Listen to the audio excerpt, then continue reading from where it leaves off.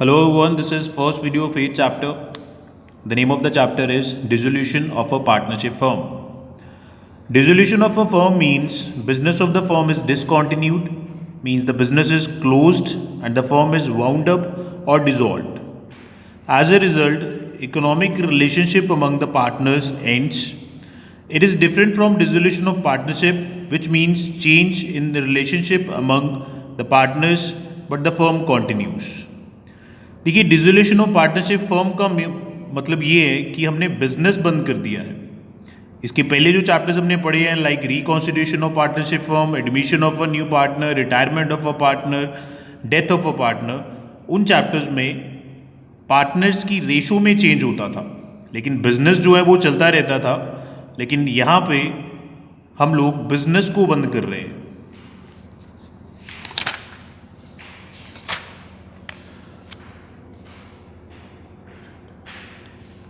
So main things which are to be prepared at the event of dissolution of partnership firm is realization account, loan by partner account, loan by firm to partner account, partners capital account and bank or cash account.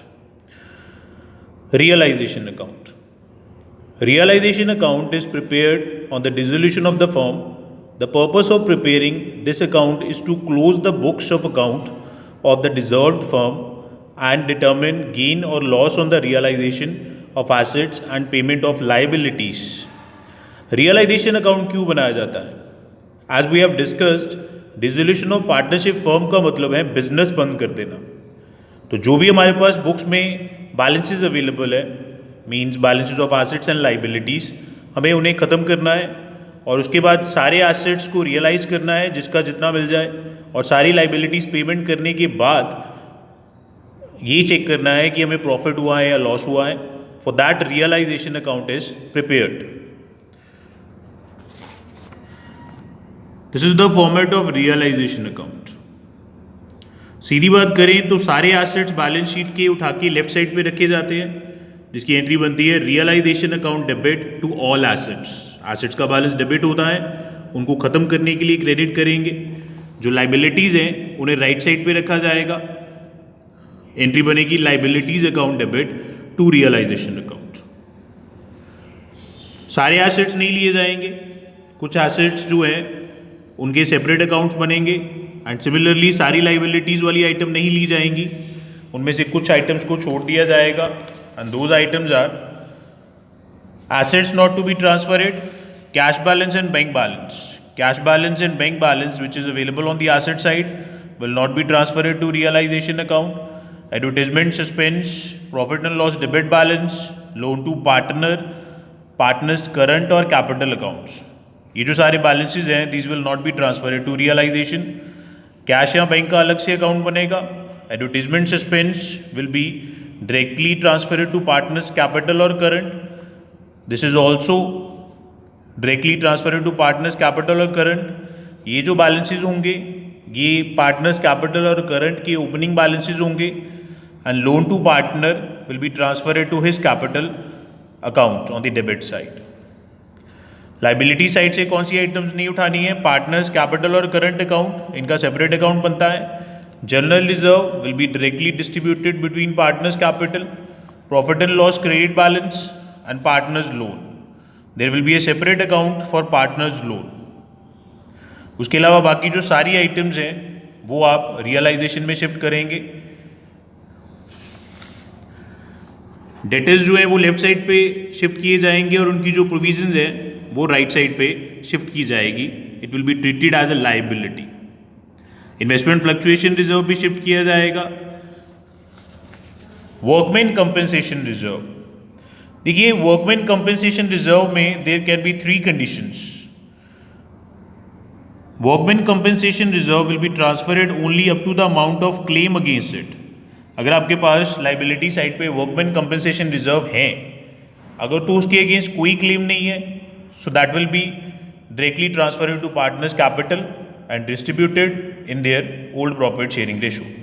लेकिन अगर liability है, suppose workman compensation reserve is 10,000 and the claim is 5,000, 10,000 का reserve था, 5,000 claim है, तो हम सिर्फ 5,000 को रियलाइजेशन की राइट साइड पे शिफ्ट करेंगे, इस साइड पे, और बाकी 5000 जो है वो पार्टनर्स कैपिटल में डिस्ट्रीब्यूट किया जाएगा।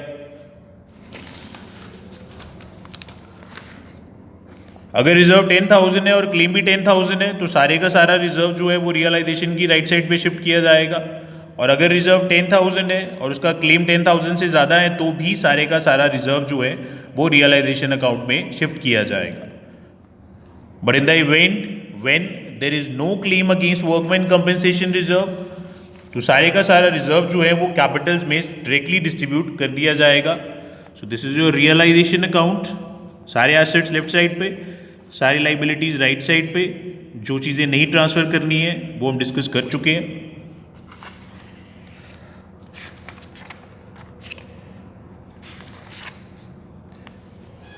These are the entries for closing all the assets account. The entry will be realization account debit to various assets.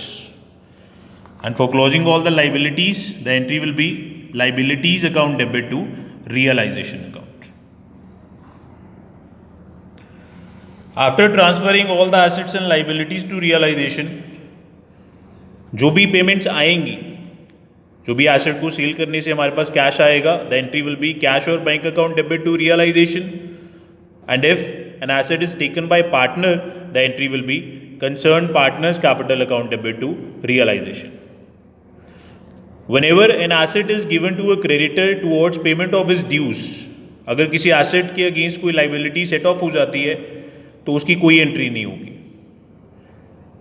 After that, for settlement of liabilities, when the payment of liabilities has been made, entry will be realization account debit to cash or bank.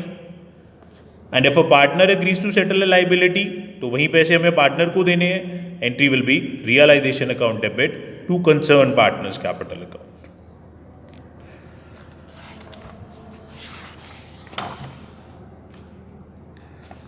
Now will discuss question number first. Land and building rupees 1,60,000 sold for rupees 3 lakh through a broker who charge 2% commission on the deal. Generalize the transaction at the time of dissolution of the firm. जब भी आप realisation की journal entries pass करेंगे तो हमें ये ज्यूम करना है कि सारे एसेट्स और liabilities are already transferred to realisation account. इसमें उन्होंने कहा है कि लैंड एंड बिल्डिंग जो 160 की थी उसका रियलाइज हुआ है 3 lakh rupees. So land and building is already transferred to realisation, जिसकी एंट्री हो चुकी होगी पहले ही. एंट्री होगी उसकी realisation account debit to land and building. और जब पेमेंट आएगी तो हमें सिर्फ पेमेंट की एंट्री करनी है. The entry will be cash account debit to realisation. और क्योंकि 2% कमीशन चार्ज हुआ है, the final entry will be cash और bank account debit to realisation 2,94,000 rupees. 3 lakh में से 2% कमीशन चार्ज किया गया है तो 6,000 माइनस करके the balance amount will be 2,94,000. And this is your first question. Question number second. What general entry will be passed when an unrecorded liability of 15,000 is settled at 10,000 and paid by X, a partner on the dissolution of the firm? एक unrecorded liability थी जिसको 10,000 में settle किया, means 10,000 पे किए. हमने पे करने थे लेकिन X, a partner who has paid the amount, तो हमें X को पे करने हैं. And for that entry will be realisation account debit to X capital account. अगर हम पे करते तो यहाँ पे कैश या बैंक को क्रेडिट करते, लेकिन पार्टनर ने पे किया है तो हम पार्टनर्स कैपिटल को क्रेडिट करेंगे क्योंकि हमें वही अमाउंट पार्टनर को पे करनी है.